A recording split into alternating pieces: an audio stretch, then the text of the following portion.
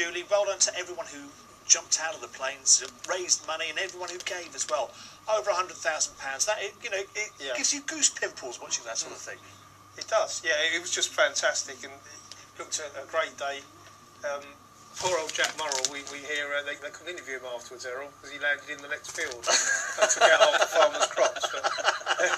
But no, it was brilliant, and what a great effort by Julie to organise all that. Yeah, fantastic. Yeah, a great year for fundraising. Well done to Julie, well done to Darren Johnson as well, as we mentioned earlier, with the 83,000 for Give a Bit Back as well. So it's been a tremendous year on the charity side. Right, we're off to Henlow now, 8 o'clock, because the runners are out on parade. This is the first of the big ones, the Carlsberg Christmas Cracker first semi-final. First three qualify for the final. I should mention that Katie O'Flaherty's got a runner here, Fatty Arbuckle in trap 6, the 7-4 joint favourite with Maze King. Why am I saying that? Well, we've had a tweet from Lee O'Flaherty. Can you please wish Katie O'Flaherty a happy 30th from all on table 18 here at Henlow tonight? Oh, job done. Unfortunately, she's probably going to be walking a greyhound, I've just realised. Oh no, good idea. So they're all celebrating in the restaurant, which is fantastic. And best of luck with Fatty Arbuckle. And before I ask Phil his thoughts on the race, we're going to take a look at the action, beginning with Maze King, running from trap 3 here, beating Puckane Joe, who was in trap 1. They're against each other this time in 3 and 5 for Puckane Joe. Yeah, the question is, will Maze King get the run round the bend early? If he does, then he's a big threat to all of these. That on that occasion, it opened up nicely for him. He's got lots of pace around him, and including dogs on his outside who are going to be edging across. So he's a 2-to-1 chance. If he leads, if he gets himself round the bend in front, or like he did there, then he should be a lot shorter. But that's the big if. Will he clear tonight? That's the big if. Let's take a look at the other clip of film we've got. Kulavani Gooch running from trap 1 last week, beating Savannah Mark. And this time Kulavani Gooch has got 4, Pat. Yes, and he just, as touched on, he just takes a step to the right as the box is open. He's a big, strong dog. He's March 13 is his age, and he's very professional the way he goes about it here. He marches on, very strong once he's in front. The worry, I've napped him. I thought 5-to-1 this morning was a fantastic price. I would have made him a 2-to-1 favourite had he been in trap 1, but he's pacey. He had a quicker sectional than Maze King, who we saw a few moments ago, and it's not impossible he could fly out. He's going to need a bullet break if he's going to do so, but if he does, I think he's potentially at least the best dog in the race.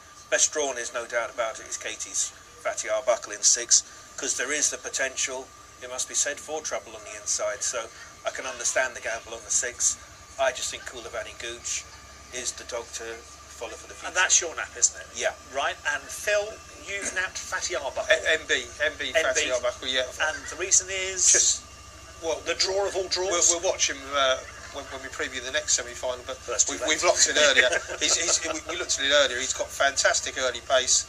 He's got the draw. You couldn't pick a better draw than this, really. Puckane Joe. Yeah, Puckane Joe in 5. Doesn't look good in 5, does it? It just looks like he's going to get all the room in the world. And, Pat's talking about sectionals. He put in a 368 last week en route to a 27.53. I mean, that's top class running, and Katie has got him absolutely on fire at the moment. He's winning for fun.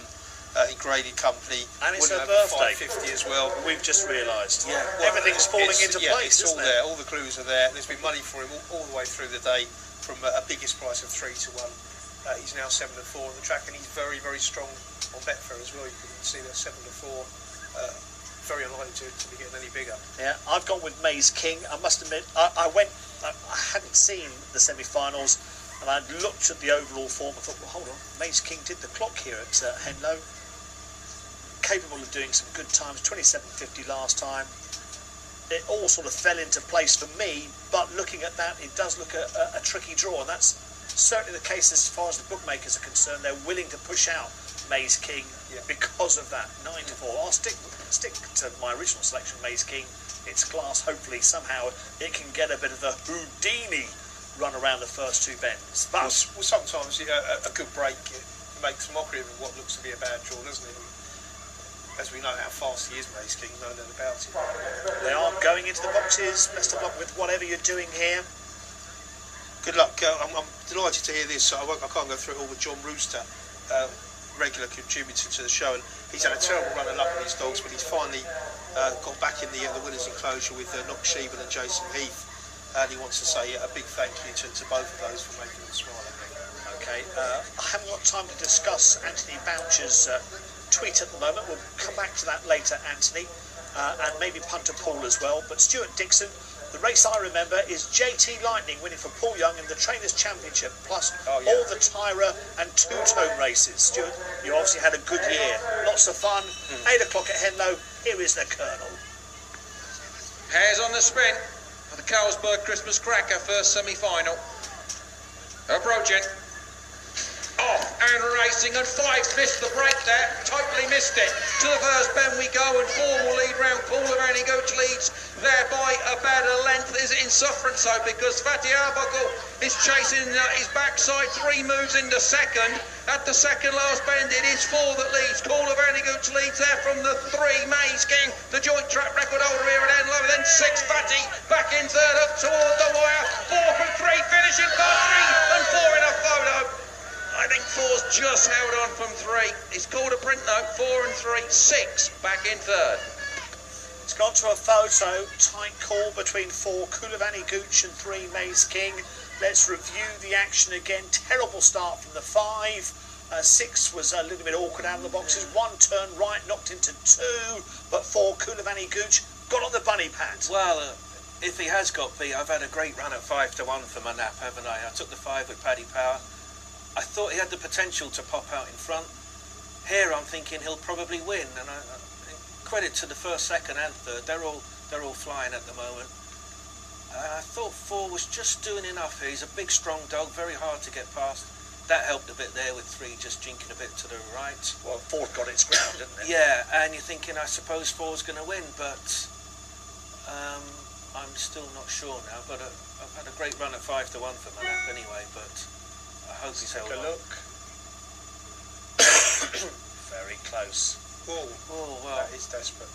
We'll wait for the announcement from Henlow. But Fatty Arbuckle wasn't far behind either, Phil. No, as you said, Errol, he sort of skewed right out the boxes, and what could have been a great moment for him, because obviously 5 missed it, didn't necessarily help him, but he had loads of room to the bend. But just, Pat's dog, obviously, Colorado Gooch, got a great start, and that was the tail of the tape, really. Okay, we'll bring you the results for that first heat of